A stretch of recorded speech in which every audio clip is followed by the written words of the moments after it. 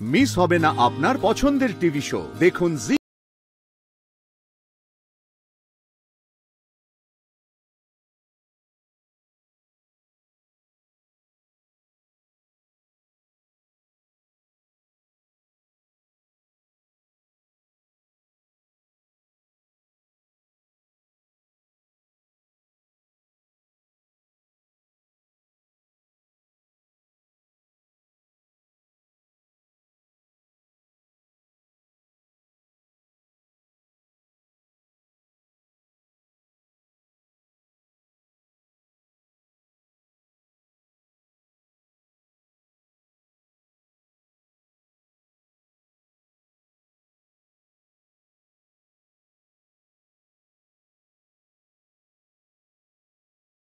ওই ভাত ডাল। তুমি লক্ষ্মী মেয়ে হয়ে আছো তো? হ্যাঁ হ্যাঁ, আমি লক্ষ্মী মেয়ে হয়েই থাকবো, আর এই বাড়ির সবাই খেয়ালও রাখবো, স্পেশালি দিদি ভাইয়ের। আমি তো দিদি ভাইয়ের গার্জিয়ান এঞ্জেল বলুন, তাই না? কিন্তু আমি না আমার গার্জিয়ান এঞ্জেলকে খুব মিস করছি। তাড়াতাড়ি চলে আসুন না প্লিজ। এই তো আর 6টা দিন। এখনো 6 দিন? আচ্ছা 7 দিনের কাজটা 5 দিনে করা যায় না? কি এমন ইম্পর্টেন্ট কাজ যে বইয়ের থেকে বেশি গুরুত্বপূর্ণ?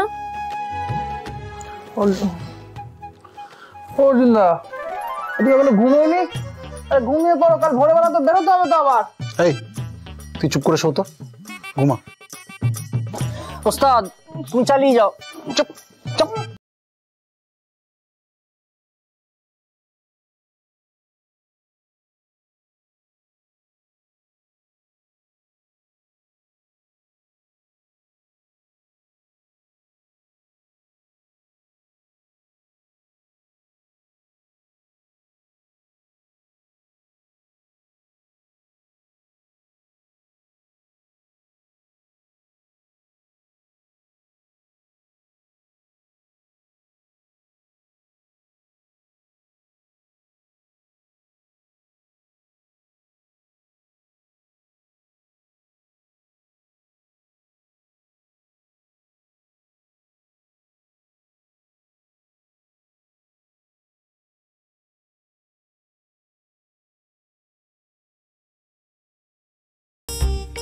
এই বাবা 6টা বেজে গেছে, আমি বুঝতেই পারিনি। শুনুন না, মা না ডাকছে, মানে শাশুড়ি আন্টি ডাকছে। কে মা? হ্যাঁ আমি আপনার সাথে পরে কথা বলছি। হ্যাঁ গুড নাইট, না মানে গুড মর্নিং। হ্যাঁ টাটা টাটা। মিলি। হ্যাঁ আসছি।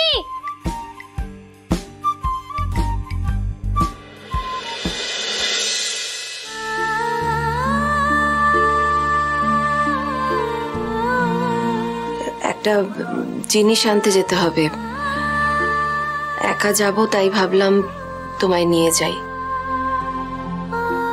তুমি যাবে? কেন যাব না? আপনি প্রথমবার আমাকে কিছু বললেন আর আমি করব না? আমার যে কি ভালো লাগছে। বলছি শাশুড়ি আন্টি আপনি আর আমার উপর রেগে নেই তো? চোখ মুখ ধুয়ে সোয়েটার পরে এসো, বাইরে খুব ঠান্ডা আছে।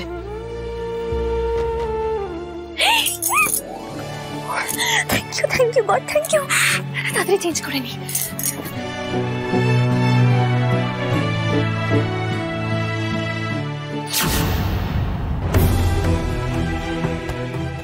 এভাবে এটা আটকে গেল কেন? মনে হচ্ছে বাড়িটা যেন আমায় যেতে দিতে চাইছে না।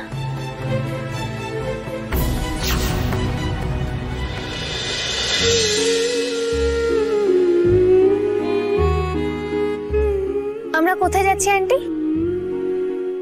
আজকে বড্ড ঠান্ডা পড়েছে, তুমি বরং বাড়ি ফিরে যাও। না না, ঠান্ডা তো আপনারও লাগছে। ঠিক আছে আমি যাব, ভারী জিনিসটা বললাম তো বাড়ি ফিরে যেতে। আচ্ছা বেশ ঠিক আছে, আমিও কোথাও যাচ্ছি না, তোমাকেও কোথাও যেতে হবে না। প্রিয়াঙ্কা তুই তোর ঘরটাতে একবার দেখে এলি না? অনেক খুঁজলাম তো পেলাম না তো বৌদিকে কোথাও। এই মেয়েটাও হয়েছে, প্রত্যেকদিন আমাদের ঝামেলায় ফেলবে।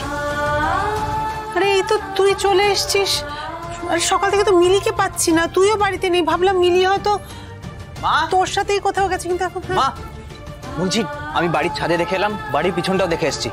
বৌদি কিন্তু কোথাও নেই। কোথায়? এই তো তুই তো বাড়ি থেকে এলি, মিলিকে দেখলি কোথাও? হ্যাঁ দেখলি না? না, আর আমি আমার ছোটকে বস্তুতে পাঠিয়েছি।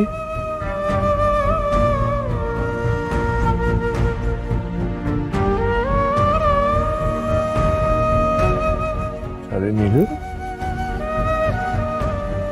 তুই যে বলেছিলি মিলিকে ওর বাড়িতে পাঠিয়ে দিবি,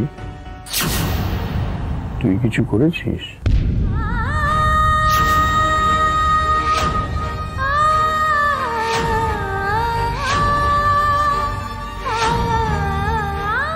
বল বর্দা। হ্যাঁ কি হলো? বর্দা, মিলি পাড়াতে কোথাও নেই। হ্যাঁ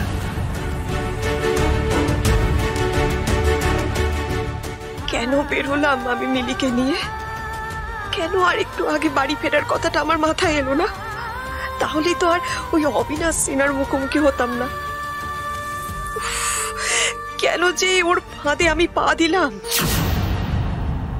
হ্যাঁ গো শোনো, বলছি এরকম তো হয়নি যে আমরা এদিকে চিন্তায় মরছি আর ওদিকে মিলি অর্জুনের কাছে ঝাড়খণ্ডে চলে গেছে হানিমুন করতে? হতেও তো পারে না। দেখো এই কদিনেই ওদের দুজনের মধ্যে যা প্রেম হয়েছে, দুজন দুজনকে ছাড়া থাকছেই না। হতে পারে যে অর্জুন হয়তো মিলিকে ডেকে নিয়েছে, বলেছে তুমি ট্রেন ধরে চলে এসো। হ্যাঁ কাম্মা কিন্তু কথাটা খুব একটা ভুল বলছে না। মিলি যা মেয়ে, ও হয়তো দাভাইকে জোর করেছে। পাপড়ি তুই একটু চুপ করবি? মুখে যা আসছে তাই বলে যাচ্ছিস। মিস্টার কালকে থেকে এমনি মন খারাপ ছিল।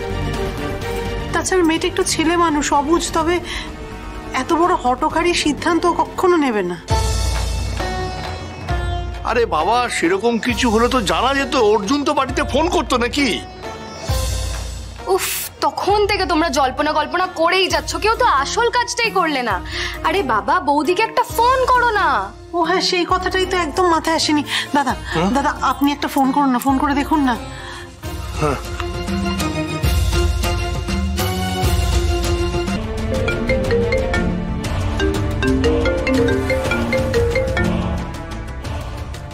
এই তো ধরেছে। হ্যালো মিলি।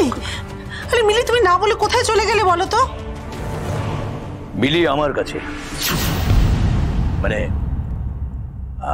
অবিনাশ সিনহার কাছে, ওর বাবার কাছে ফিরে এসছে। অবিনাশ সিনহা? মিলি আপনার কাছে এসেছে? হ্যাঁ, ওই বস্তি বাড়িতে ও থাকতে পারছিল না, অসুবিধা হচ্ছিল, বলতে পারছিল না ভদ্রতার খাতিরে, সেই কারণে না বলে বেরিয়ে এসছে। কি বলছেন কি বলুন তো আপনি? আপনি একবার একটু মিলিকে দিন না, আমি একবার শুধু ওর সাথে কথা বলবো। আপনাদের সাথে কথা বলতে চায় না বলেই তো আপনাদের না বলে ও চলে এসছে। বারবার ফোন করছেন, তাই বিরক্ত হয়ে বলল যে আমি যেন ওর হয়ে আপনাদের না বলে দিই, ফোন না করতে, বিরক্ত না করতে। হ্যাঁ, জি5 ডাউনলোড করুন আর সব এপিসোড দেখুন একদম ফ্রি।